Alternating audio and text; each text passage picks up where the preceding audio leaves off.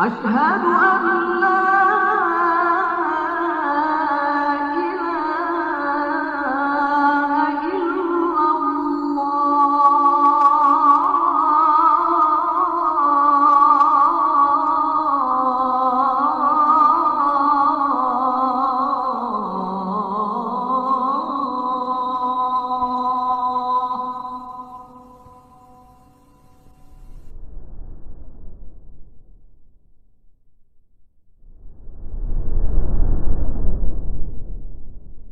نحمده ونستعينه ونستغفره ونعوذ بالله من شرور أنفسنا وسيئات أعمالنا من يهده الله فلا مضل له ومن يضلل فلا هادي له أشهد أن لا إله إلا الله وحده لا شريك له وأشهد أن محمدا عبده ورسوله لا نبي بعده يا أيها الذين آمنوا اتقوا الله حق تقاته ولا تموتن إلا وأنتم مسلمون يا أيها الناس اتقوا ربكم الذي خلقكم من نفس واحدة وخلق منها زوجها وبث منهما رجالا كثيرا ونساء واتقوا الله الذي تساءلون به والأرحام إن الله كان عليكم رقيبا يا أيها الذين آمنوا اتقوا الله وقولوا قولا سديدا يصلح لكم أعمالكم ويغفر لكم ذنوبكم ومن يطع الله ورسوله فقد فاز فوزا عظيما فإن أصدق الحديث كتاب الله وخير الهدي هدي محمد صلى الله عليه وسلم وشر الأمور محدثاتها وكل محدثة بدعة وكل بدعة ضلالة وكل ضلالة في النار أما بعد. Para jemaah sekalian yang dirahmati oleh Allah Azza wa Jalla, boleh jadi dan seperti ini pertemuan pertama antara diri Anda pribadi dengan jemaah sekalian di masjid ini untuk kajian. Tapi untuk khutbah Jumat, Anda tidak ingat berapa kali di masjid yang mulia ini. Dalam artian berarti kita pernah berjumpa sebelumnya. Entah ingat atau tidak, ya. Ingat. Tapi Anda nggak ingat tentang setiap wajah di khutbah Jumat. Dan sebelum masuk ke dalam tema pembahasan, tentu setelah kita puji Rabb kita Azza wa Jalla dan selawat atas Nabi SAW, tidak luput pula kita ingat kata Nabi SAW, man lam yashkurin nas lam yashkurillah. Siapa yang tidak bersyukur, tidak berterima kasih pada manusia, maka berarti dia tidak berterima kasih pada Allah. Maka saya aturkan terima kasih atas husnuzan para panitia atau DKM sekalian serta husnuzannya para jemaah sekalian yang telah mengundang saya pribadi dan juga telah menyempatkan untuk ikut di majelis ini.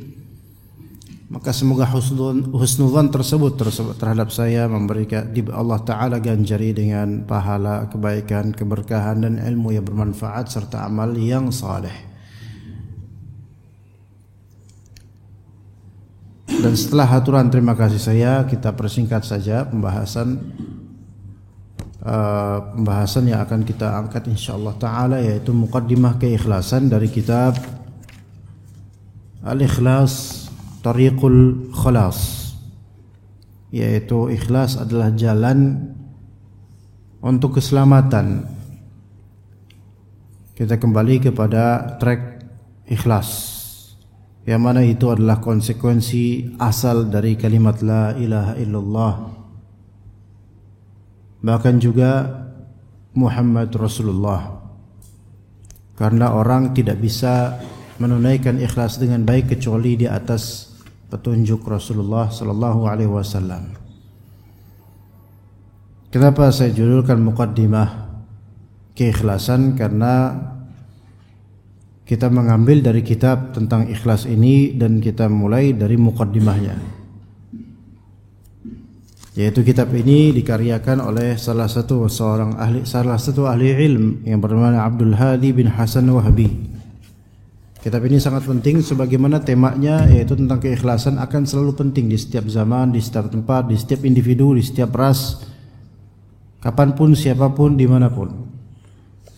Maka mukadimah ini dimulai dari sabda Nabi kita alaihi salatu wassalam, hadis yang sangat masyhur yaitu innamal a'malu binniyat wa innama likulli imri'in ma nawa. Sesungguhnya amalan-amalan itu bin niyat, yaitu sesuai dengan niatannya. Dari segi jenisnya, dari segi macamnya, maka amalan itu sesuai dengan niatan seseorang yang beramal itu. Kemudian kalimat kedua setelah itu wa innama likulli imri'in ma nawa. Sesungguhnya untuk setiap individu ganjaran sesuai dengan apa yang dia niatkan. Kalimat pertama tadi itu untuk melegitimasi dan melegalisir jenis amalannya apa. Adapun kalimat kedua untuk melegitimasi atau melegalisir ganjarannya dari pahala ataupun dosa itu sesuai dengan niatnya. Maka dikatakan oleh sebagian dari ulama hadza haditsun muttafaqun ala sihhatih.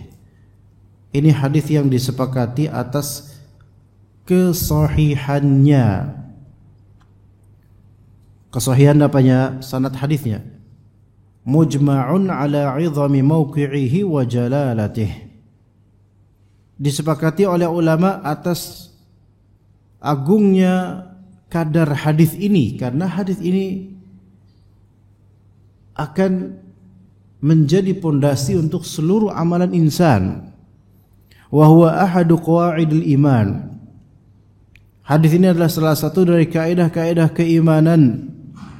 Wa awwalu da'aimihi wa asyaddul arkan. Dan pondasi pertama serta rukun yang paling kuat, yang paling besar. Karena dia berkaitan dengan yaitu iman kepada Allah. Maka Imam Ahmad rahimahullah berkata, usulul islami ala thalathati ahadits. Asas-asas Islam itu ada pada 3 hadis. Yang semua itu ada di dalam hadis Al-Arba'in An-Nawawiyah. Asas Islam ada pada 3 hadis.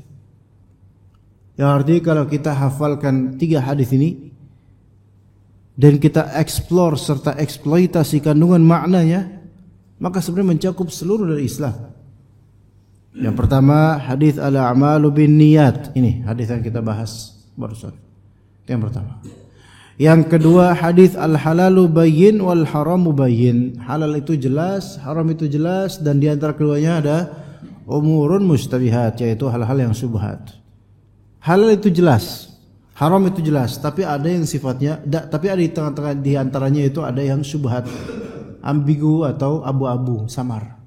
La ya'lamuhunna katsirun minan nas. Tidak diketahui oleh banyak dari manusia. Jadi halal itu jelas. Kalau misalnya kita tahu bahwa tempe itu halal, jelas itu khalas. Kita tahu bir itu jelas, halal haramnya jelas, itu khalas. Nah sekarang ada orang bukan orang Betawi, Sulawesi misalnya, kemudian disuguhi bir peletok. Bir peletok, Pak. Ya. Orang-orang Jakarta ngerti bir peletok. Apakah itu bir dalam artian khamar atau bukan, Pak? Khamar bukan, Pak? Hah? Bukan. Tapi namanya bir gitu loh. Maka orang Sulawesi bilang, waduh ini bir peletok. Haram kata dia. Bukan, kalau bukan haram saya nggak mau makan. Kenapa? Kamu minum. Kenapa? Karena baginya itu apa? Syubhat, samar. Saya disuguhin sama orang Betawi Muslim bir peletok. Kalau saya konsumsi, ya saya bingung ini hukumnya apa nih? Karena ada lafal birnya. Ini bukan birrul walidain. Ada lafal birnya. Takutnya ini khamr. Apakah bir peletok haram? Enggak haram. Enggak haram. Tapi bagi orang luar ini syubhat. Kenapa? Karena samar bagi ini hukumnya apa? Nah itu. Ya. Maka ketika itu syubhat, maka lebih afdal adalah meninggalkannya. Ingat, syubhat itu tidak mesti bahwa saya konklusi pasti haram, nggak mesti. Kadang-kadang syubhat asli halal, cuman karena dia nggak ngerti aja hukumnya, khawatir terjatuh ke dalam hal yang haram. Itu hadis kedua, al halal bayyin wal haram bayyin wa bainahuma umurun mushtabihat. Hadis yang ketiga, man ahdatsa fi amrina hadza ma laysa minhu fahuwa rad.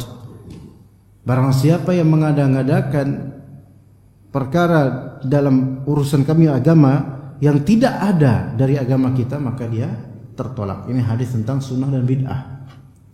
Jadi hadis yang pertama tentang tauhid, amalan tergantung pada niatnya. Kemudian hadis yang kedua tentang fikih, halal haram. Hadis yang ketiga tentang sunnah atau bid'ah. Dan sebenarnya agama kita itu berkisar di itu. Kalau enggak tentang ibadah tauhid, kalau enggak tentang halal haram, kalau enggak tentang sunnah atau tentang sunnah, dan lawannya adalah bid'ah. Maka Ibnu Hajar berkata, qala Abu Abdullah, yaitu Imam Ahmad, laisa fi akhbarin Nabi sallallahu alaihi wasallam syai'un ajma'a wa aghna wa akthara faidatan min hadzal hadis. Tentang hadis innamal a'malu binniyat, kata Imam Ahmad, tidak ada dalam hadis-hadis Nabi sesuatu yang paling menjama', yang paling menggabungkan, wa aghna, yang paling kaya, wa akthara faidatan, dan yang paling faedahnya paling banyak gitu loh. Paling numpuk faedah, paling kaya akan faedah, dan paling banyak akan faedah dibandingkan hadis ini. Enggak ada yang lebih besar lagi faedahnya dari hadis-hadis dibandingkan hadis innamal a'malu binniyat.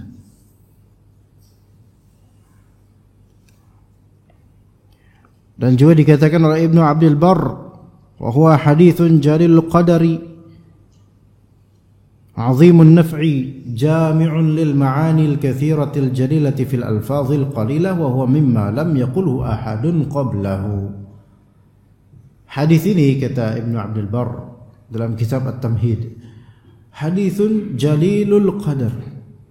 Hadis ini hadis yang sangat-sangat mulia kadarnya, azimun nafa', dan agung, manfaatnya besar, menjama' makna-makna yang banyak serta mulia, dan tapi dengan alfaz, dengan lafal-lafal yang sedikit. Innamal a'malu binniyat wa innamal likulli imri'in ma nawa, itu bisa merengkuh seluruh amalan manusia yang diharuskan berada di atas keikhlasan. Wa huwa mimma lam yaqulhu ahadun qablahu. Hadis seperti ini, kalimat-kalimat seperti ini belum pernah sebelum Nabi Muhammad SAW diucapkan oleh siapapun. Dengan kalimat ringkas namun bisa menjangkau seluruh amalan kita dari mulai kita baligh sampai sekarang, bahkan sampai kita mati nanti. Itu berkaitan terus dengan itu, sampai sholat subuhnya kita tadi, sampai kajiannya kita sekarang. Hadis ini tidak lepas dari semua itu, karena selama di situ ada amalan, maka hadis ini punya peran, harus berperan dalam atau harus berperan untuk menjadi pondasi dalam beramal. Wa huwa minal ahadits, dan dikatakan oleh para ulama, wa huwa minal ahaditsil mubarakatil jami'ati li anwa'in minal ulumi wal fiqhiyat. Ini termasuk di antara hadis-hadis berkah yang menggabungkan macam-macam dari ilmu-ilmu dan juga fikih-fikih. Berarti namanya fikih itu bukan berkaitan dengan cabang-cabang hukum saja, tapi juga berkaitan dengan namanya tauhid, keikhlasan. La ghina an barakatihi li ahadin min ahli Islam. Siapapun dari muslim itu tidak bisa merasa tidak butuh dengan keberkahan hadis ini. Wa kana as-salafu wa tabi'uhum min al-khalaf rahimahumullah yastahibbuna istiftah al-musannafati bihadzal hadis. Para salafus saleh dan para pengikut salafus saleh dari kalangan khalaf. Jadi ada salaf, ada khalaf jemaah. Ya. Ada salaf, ada khalaf. Salaf itu yaitu generasi sahabat, tabi'in, tabi'ut tabi'in, dan yang berdekatan dengannya. Khalaf yaitu kalangan belakangan setelah mereka baru disebut khalaf. Istilah ini kadang istilah pemujian dan pencelaan, namun kadang bisa istilah yaitu hanya tinjauan zaman dan generasi saja. Ya, kita ini masuk ke dalam khalaf enggak? Khalaf. Kita bukan termasuk dalam generasi salaf. Dari segi generasi loh. Dari segi generasi kita bukan termasuk generasi salaf karena kita itu udah belakangan jauh, bahkan kita paling bontot, paling akhir sekarang. Tapi kalau dari segi ajaran misalnya, kerap kali salaf itu untuk keterpujian dan khalaf itu untuk hal yang agak negatif atau kadang sangat negatif. Jadi istilah-istilah ulama terhadap salaf dan khalaf ini perlu didudukkan sesuai konteksnya. Sekarang salaf rahimahumullah dan para pengikut mereka dari kalangan khalaf ini dalam masalah generasi. Generasi salaf dan generasi khalaf seperti kita yang berusaha mengikuti salaf itu di antara ulama-ulamanya yastahibbuna istiftahal musannafati bihadzal hadis. Mereka itu biasa menyukai memulai karya-karya mereka dengan hadis ini. Apa maksudnya? Yaitu generasi salaf dan khalaf, ulama-ulama mereka banyak yang ketika menulis kitab atau risalah mereka memulai dengan bismillah, kemudian menyitir hadis innamal a'malu binniyat wa innamal likulli imrin ma nawa. Itu maksudnya. Contohnya Sahih Bukhari. Memang Imam Bukhari itu bukan generasi salaf dari sisi generasi ya, karena beliau Imam Bukhari wafat 256 Hijriah. Generasi salaf terakhir yaitu tabi'ut tabi'in yang paling terakhir itu ada di menjelang penghujung abad kedua Hijriah, abad kedua Hijriah tahun 100 sekian puluh. Sementara Imam Bukhari wafat 256. Maka kalau dari segi kepatenan generasi, Imam Bukhari itu setelah generasi salaf. Bukan generasi salaf tabi'ut tabi'in, bukan. Tapi Imam Bukhari pengikut generasi salaf. Angkatan pertama juga termasuk itu, awal-awal. Ya. Maka Imam Bukhari mengawali bismillahirrahmanirrahim, kitab Badil Wahyi, kemudian sanad hadis menuju innamal a'malu binniyat. Begitu juga misal dengan Arba'in Nawawiyah. Nah, ini khalaf. Imam Nawawi itu ulama abad 6 dan 7 Hijriah. Jauh lagi tuh. Maka Imam Nawawi memulai dari Arba'in Nawawiyahnya dengan apa? Dengan innamal a'malu binniyat. Itu hadis pertama di Arba'in Nawawiyah. Kenapa kok dimulai dengan hadis ini? Tanbihan lil mutali'i ala husnin niyyah. Tujuan penulisan kitab dan diawali dengan innamal a'mal binniyat supaya orang yang mutali' yang membaca kitab ini itu merasa diingatkan, ente baca buku ini benerin dulu niat ente, gitu. Ya, seperti itu. Wa ihtimamihi bidzalika wal i'tinani bihi. Dan supaya berihtimam memperhatikan itu ya. Cara bicara saya cocok nggak Pak? Kecepatan atau kelembetan? Cocok nggak sama kebiasaan? Oke aja kan? Oke. Kalau misalnya kecepatan saya lembetin, kalau misalnya terlalu lamban saya cepetin, gitu. Ya. Suara cocok? Nggak terlalu besar, nggak terlalu kecil kan? Ya. Kemudian kata penulis hafizallah, wa mimman ibtada'a bihi fi awal kitab, di antara ulama yang memulai ini innamal a'malu binniyat dalam kitabnya yaitu Muhammad bin Ismail al-Bukhari fi sahihi yang tadi kita bilang. Yaitu Imam Bukhari. Imam Bukhari itu nama asli Muhammad. Imam Bukhari nama aslinya siapa? Muhammad. Banyak ulama nama asli Muhammad. Syekh Utsaimin Muhammad nama aslinya. Ya. Muhammad kalau di Arab bagus, Muhammad disebut Muhammad gitu. Di Indonesia jadi jelek namanya. Mamat. Ya, Bang Mamat. Ya, kadang Mehmet malah. Ya. Jadi kalau bisa jangan kayak gitu dah ya. Nah, Muhammad bin Ismail Al-Bukhari, nama asli Muhammad. Begitu juga Imam Syafi'i, nama asli Muhammad. Muhammad bin Idris. Ya. Dan Imam Syafi'i itu namanya dinisbatkan kepada mbahnya. Ya. Saya tidak ingat. Muhammad bin Idris bin Fulan bin Uthman bin Syafi' gitu loh. Fulan ini ana lupa. Muhammad bin Idris bin Fulan, kakeknya Syafi' Fulan, terus bin Uthman bin Syafi'. Jadi kakek keberapa itu? Kakek ketiga mungkin, ya. Atas nih buyut.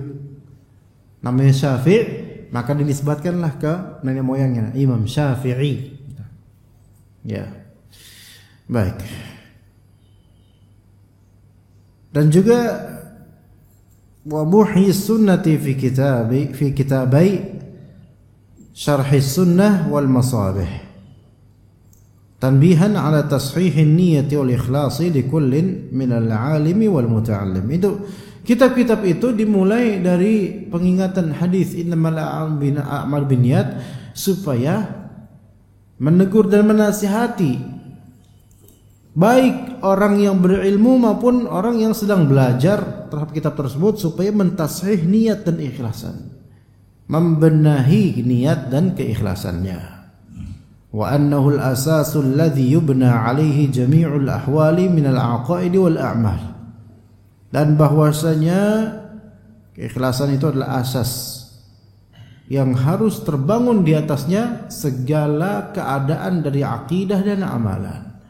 Meyakini sesuatu itu ternyata amalan.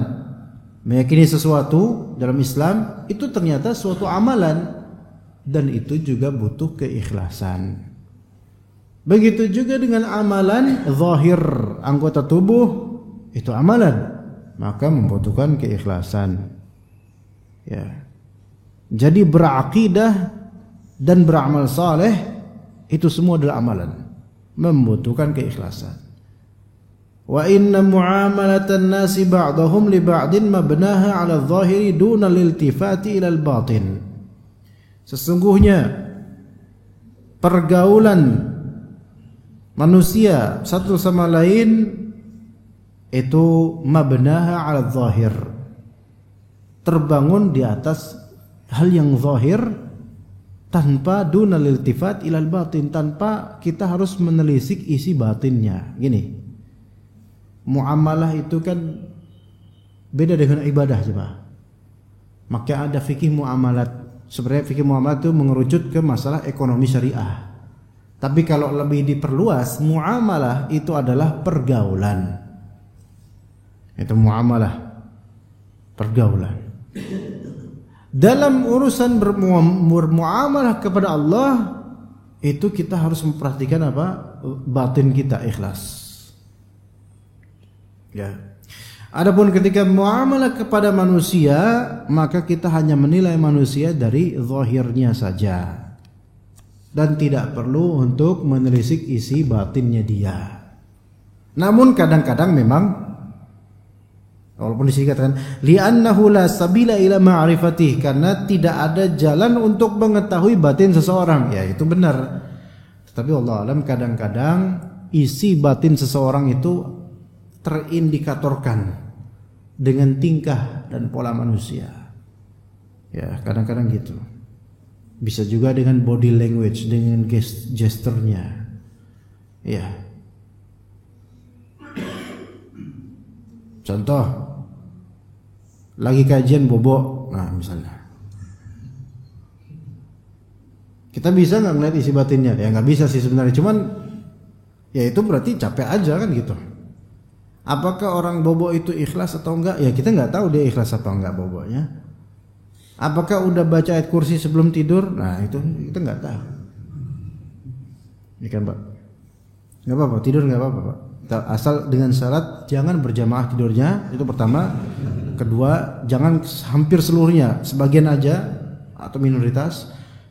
Dan yang ketiga, baca doa sebelum tidur ya. Iya, itu masih bagus Pak.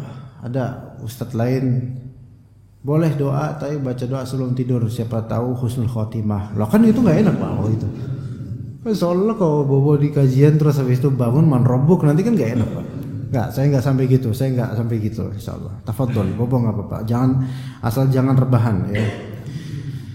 Baik. Wa nahnu qad umirna an naqbala minan nasi ala niyatahum wa lam nu'mar an nunaqqiba ala an qulubihim.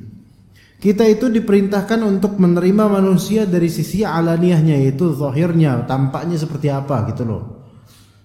Kita tidak diperintahkan untuk menguliti dan kemudian menelusuri qalbu mereka. Enggak diperintahkan untuk itu. Ya. Dari Umar bin Khattab radhiyallahu anhu, beliau berkata, inna unasan kanu yu'khaduna bil wahyi fi ahdi Rasulillah sallallahu alaihi wasallam wa innal wahya qad inqata'a wa inna ma na'khudhukum al-ana bima dhahara lana min a'malikum. Dulu di zaman masih Nabi SAW masih hidup, di zaman Nabi SAW masih hidup, orang-orang itu diketahui fasiknya, munafiknya, berimannya itu melalui wahyu. Ya kan? Melalui wahyu diketahui itu. Karena Rasulullah SAW mengetahui orang-orang ini. Gitu loh. Faham gak jemaah? Artinya kadang sebagian sahabat gak ngerti ini orang fasik atau enggak. Tapi ternyata Rasulullah SAW mengatakan dia fasik misalnya. Oh berarti dari wahyu ini kita tahu dia fasik. Tapi secara zahir kita nggak bisa hukumin orang ini. Cuman karena ada wahyu mengatakan dia munafik, dia kafir, maka khalas kita katakan dia munafik, dia kafir. Saya kasih contoh gini Pak. Di suatu peperangan ada satu dari pasukan Muslim, peperangan bersama Nabi SAW. Ada satu orang dari pasukan Muslim itu yang luar biasa perangnya. Dia membantai orang-orang kafir. Pemberani banget gitu loh. Maka para sahabat mulai ciut dan minder dengan keperkasaan orang ini. Maka mereka pun lapor ke Rasulullah, ya Rasulullah, kita nggak ada apa-apanya sama fulan itu. Fulan itu masya Allah, fulan gini-gini. Siapa orangnya itu fulan? Huwa min ahlin nar, kata Nabi SAW. Dia termasuk penghuni neraka. Padahal zahirnya kelihatan jihadnya apa? Masya Allah. Huwa min ahlin nar, kata Rasulullah. Kaget para sahabat. Lalu seorang sahabat kemudian apa? Kayak ini wajib diimani gak?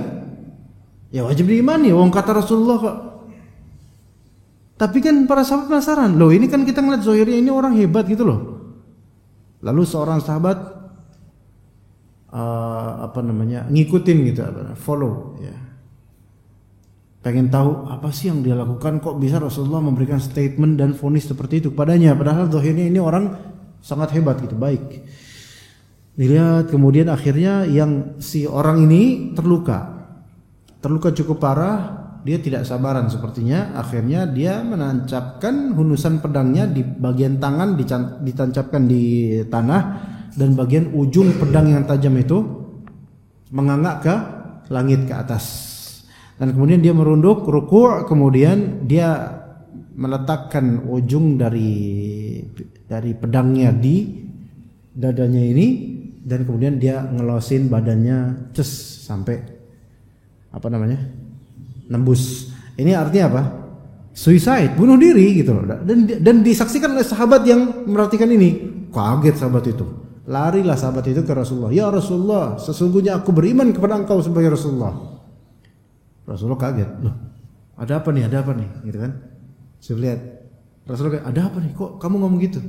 Ya Rasulullah, sesungguhnya engkau benar tadi yang engkau katakan. Aku melihat gini. Ya. Akhirnya diceritakan kisah si orang yang mati bunuh diri tersebut di antara pasukan Muslim.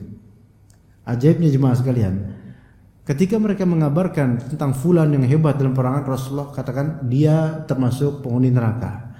Tapi ketika sahabat itu udah melihat, menyaksikan kebenaran Rasulullah SAW dan balik, ya Rasulullah, saya beriman kepada engkau. Loh, ada apa? Rasulullah nggak mengetahui isi hati orang ini. Faham nggak jemaah sekalian? Faham nggak jemaah? Kalau nggak faham, anak pulang ini. Faham nggak? Hah? Jadi mengetahui dia calon penghuni neraka dari mana? Dari Allah. Tapi tidak mengetahui isi hati dari sahabat ini yang ketika datang, ya Rasulullah, saya beriman kepada engkau. Ada apa? Seandainya Rasulullah mengetahui isi hati dan hal yang gaib, tentulah, ya iya dong. Saya kan benar terus, kalau itu kita ya. Gue gitu kan, kalau itu kita. Tapi Rasul ada apa? Tuh, lihat. Nah, di situ faedah. Di zaman Nabi kita bisa, kata Umar, kita bisa menilai orang yang tersembunyi di orang itu dengan apa? Dengan wahyu. Nabi yang mengatakan orang ini begini, orang ini begini, dan seterusnya. Wa innal wahya qad inqata'a, tapi wahyu itu sekarang sudah putus, maksudnya sudah selesai, sudah sempurna wahyu itu. Rasulullah telah wafat. Kita tidak bisa lagi mengetahui orang-orang melalui lisan Rasulullah SAW. Terus sekarang gimana? Wa innama na'khudhukumul ana bima dhahara lana min a'malikum. Ya, sekarang kita itu menilai kalian sekarang dengan apa yang zahir dari amalan kalian. Dan itu hak. Faman adhhara lana khairan aminnahu wa qarrabnahu. Wa laysa ilaina min sararatihi syai'. Allahu yuhasibu fi sariratihi. Maka barang siapa, kita kan sekarang menilai yang zahir dari kita, dari kalian semua. Maka barang siapa di antara kita menzahirkan, barang siapa di antara kalian menzahirkan kepada kita kebaikan, ya kita akan merasa aman dan kita akan mendekatinya, gitu loh. Ya. Walaysa ilaina min sararatihi syai'. Adapun urusan sarirah itu adalah sesuatu yang sifatnya tersembunyi. Itu bukan enggak kita enggak terbebani dengan itu. Itu bukan urusan kita. Biar Allah yuhasibuhu fi sariratihi. Allah lah yang akan menghisabnya di hari akhir tentang apa yang ada di balik layar dia. Yaumatu bilas sarair, pada hari nanti ketika ditampakkan hal-hal yang sifatnya rahasia. Kita lihat zahirnya aja gitu loh. Kalau ngelihat seseorang bolak-balik ke masjid, kata Nabi SAW, ketahuilah dia adalah muslim.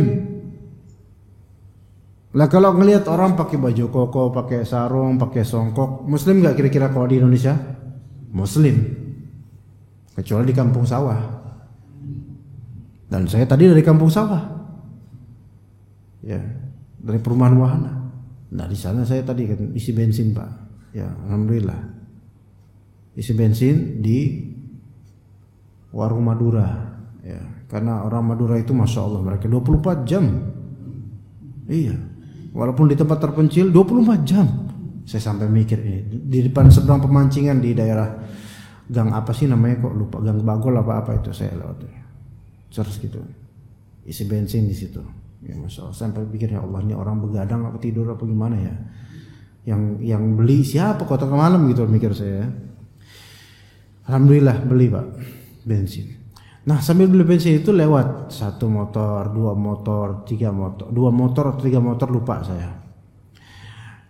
Itu semua mereka pakai baju koko dan pakai songkok, pakai sarung, gitu loh. Itu nggak ada yang lewat situ kecuali mereka ini.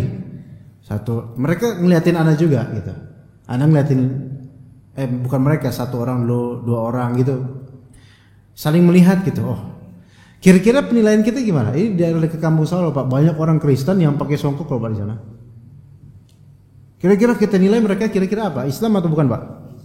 Islam lah, karena orang kafir jam segitu masih ngiler.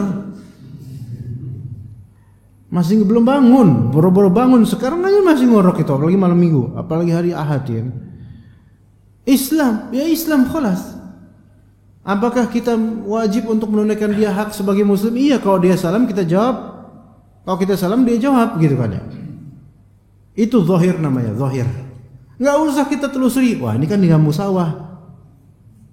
Pasti ini pura-pura Islam nih. Enggak bisa kayak gitu karena zahirnya jelas Islam. Jam segini enggak ada orang kafir bangun, enggak ada.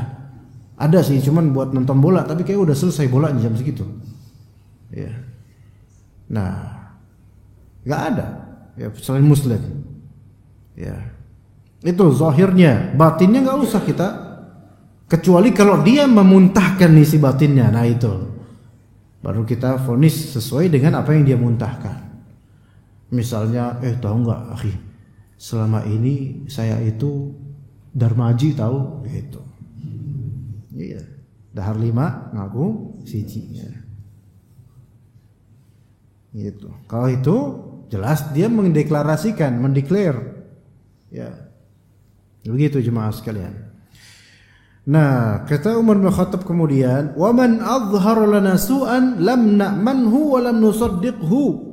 Siapa yang menzahirkan kepada kita keburukan, ya kita enggak merasa aman dengan dia. Dan kita tidak percaya sama dia. Ya.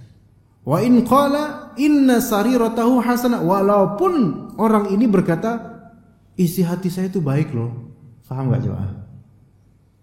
Jadi kalau misalnya ada orang menzahirkan apa? Menzahirkan keburukan, jelek. Ya kita nggak merasa aman. Dan kita nggak mau deket sama dia, kita nggak percaya sama dia. Walaupun dia bilang, saya jujur orangnya pak. Jujur tapi apa namanya ininya kupingnya dibolongin yang gede itu loh. Ditindik apa gimana sih gitu ya, dimodif lah pokoknya. Apa tato di mana-mana, pang, rambut jengger ayam, kemudian matanya juga ditato itu jadi hitam matanya. Saya tuh ikhlas pak orangnya pak, nggak bakal ini. Kadang ngamen, ya daripada kami merampok lebih baik kami ngamen kayak gini. Alah, kata kita apa? Yang zahir dari kalian adalah apa? Keburukan. Ya, kalau kita tanya kalian sholat gak? Waduh, kita udah lama nggak sholat, mandi junub aja kita udah nggak lama nggak mandi junub. Gimana sah sholatnya? Ini kan menzahirkan keburukan.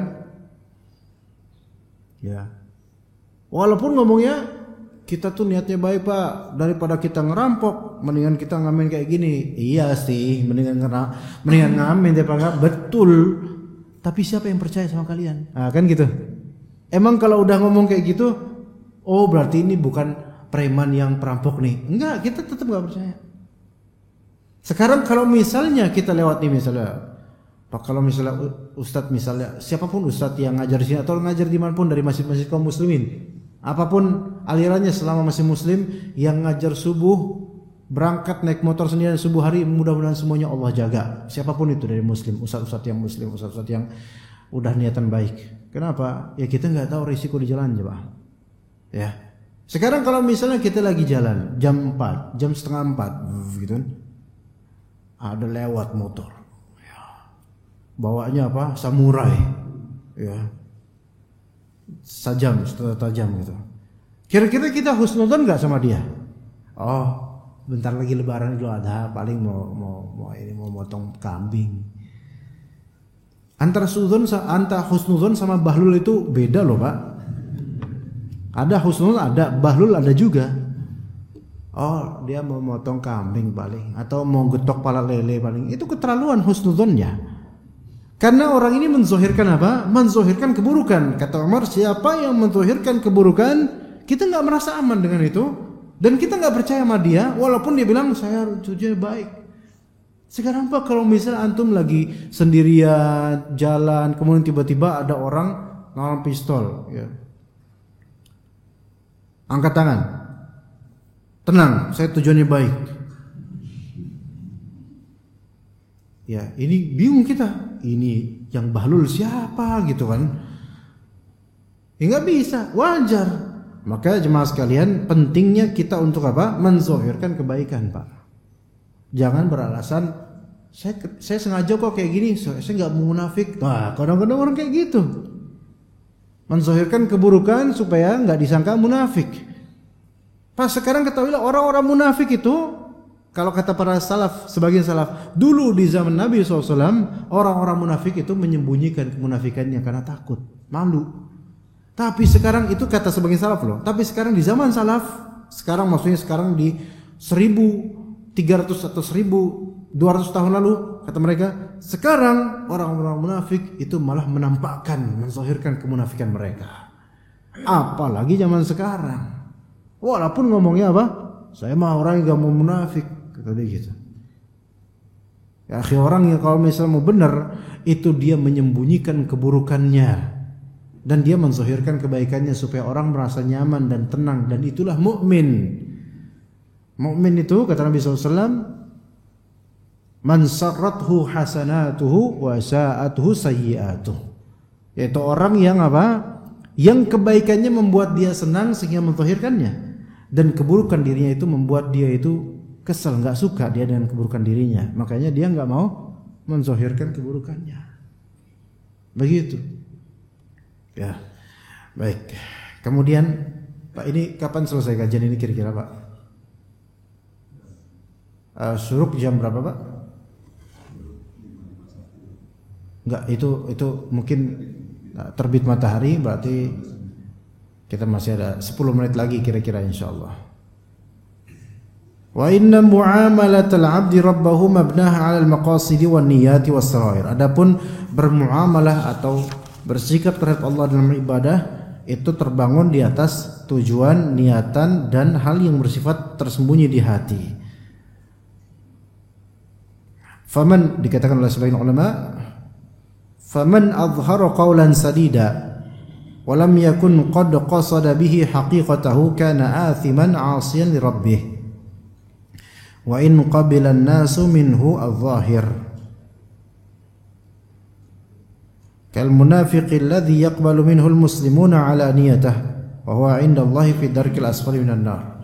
Maka barang siapa yang menzahirkan perkataan yang tepat tapi sebenarnya di hakikatnya itu maksudnya itu buruk gitu loh, yaitu yang disebut dengan qaulul haq urida bihil batil, perkataan benar tapi maksudnya itu buruk, maka ini berdosa dan bermaksiat pada Allah. Walaupun orang-orang itu menilainya zahirnya saja, menerimanya, seperti orang munafik. Orang munafik bilang la ilaha illallah, bilang la ilaha illallah. Orang munafik memuji Muhammad, memuji Muhammad. Ya, Abdullah bin Ubay bin Salul itu juga ketika ada Nabi Muhammad itu memuji, inilah dia Nabi kita yang besar, Nabi kita yang agung, dipuji-puji Nabi Muhammad. Tapi pujian zahirnya itu hanya untuk mengelabui kaum muslimin. Hakikat di hatinya itu enggak seperti itu. Maka mungkin orang-orang muslim sebagainya terperdaya dengan adanya Abdullah bin Ubay bin Salul, Musailamah al-Kadzab, mungkin terperdaya pada awalnya. Tapi di sisi Allah orang-orang seperti ini itu ada di kerak terdasar di neraka, dari neraka. Nauzubillah min dzalik. Maka faman dhaharat lana minhu ala niyatu khairin qabilna syahadatah. Barang siapa yang menzahirkan penampilan atau penampakan yang baik kepada kita, maka kita terima persaksian dia. Wa wakalna sariratahu ila Allah, dan kami serahkan urusan batinnya kepada Allah, karena capek kalau ngurusin batin seseorang. Fa inna Allah subhanahu lam yaj'al ahkam ad-dunya 'ala as-sarair bal 'ala adh-dhahir. Karena Allah taala tidak menjadikan hukum-hukum di dunia ini 'ala as-sarair, yaitu berdasarkan hal-hal yang sifat tersembunyi di hati, melainkan melihat ke zahirnya. Was-sarair tab'un laha, dan hal yang sifatnya di hati itu ikutan nanti insyaallah. Wa amma ahkamul akhirah fa 'ala as-sarair wadh-dhahiru tab'un laha.